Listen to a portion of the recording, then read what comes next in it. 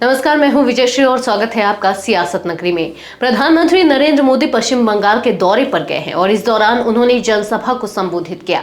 इस दौरान उन्होंने राज्य की टीएमसी यानी कि तृणमूल कांग्रेस सरकार पर जमकर निशाना साधा।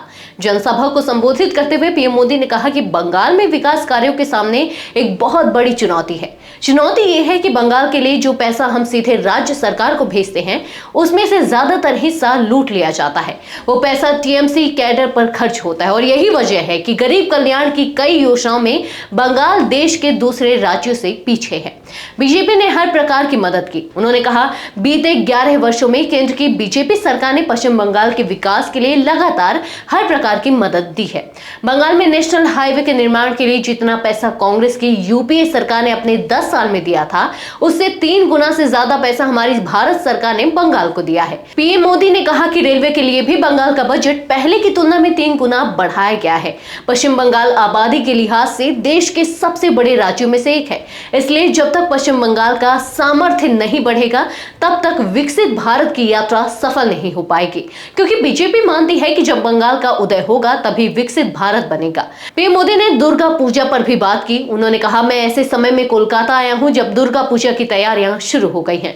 कोलकाता नए रंग में नई रौनक के साथ सज रहा है। आस्था और आनंद के पर्व के साथ जब विकास का पर्व भी जुड़ जाता है तो खुशी दोगुनी हो जाती है। यहां से कुछ ही दूरी पर मुझे कोलकाता मेट्रो और हाईवे से जुड़े बड़े प्रोजेक्ट्स के शिलान्यास और लोकार्पण का अवसर मिला है। पीएम मोदी ने कहा कि बीते 11 साल में यहां भारत सरकार द्वारा अनेक बड़े हाईवे प्रोजेक्ट पूरे किए गए हैं। बहुत सारे प्रोजेक्ट्स पर काम जारी है। जब 6 लेन का कोना एक्सप्रेस वे बनकर तैयार हो जाएगा तो इससे पोर्ट की कनेक्टिविटी भी बेहतर होगी। ये कनेक्टिविटी कोलकाता और पश्चिम बंगाल के बेहतर भविष्य की नींव को मजबूत करेगी। सरकार ने जनता की मांग पूरी की। उन्होंने कहा, भारत सरकार पश्चिम बंगाल के विकास के लिए हर संभव प्रयास कर रही है। आज पश्चिम बंगाल देश के उन राज्यों में शामिल हो चुका है जहां रेलवे का 100% बिजलीकरण हो चुका है। लंबे समय से पुरुलिया से हावड़ा के बीच मेमू ट्रेन की मांग हो रही थी। भारत सरकार ने जनता की मांग भी पूरी कर दी है। मोदी के इस दौरे से स्पष्ट है कि पश्चिम बंगाल का राजनीतिक माहौल एक बार फिर गरमाने वाला है, जहां विकास और भ्रष्टाचार दोनों ही चुनावी बहस के बड़े मुद्दे बन सकते हैं।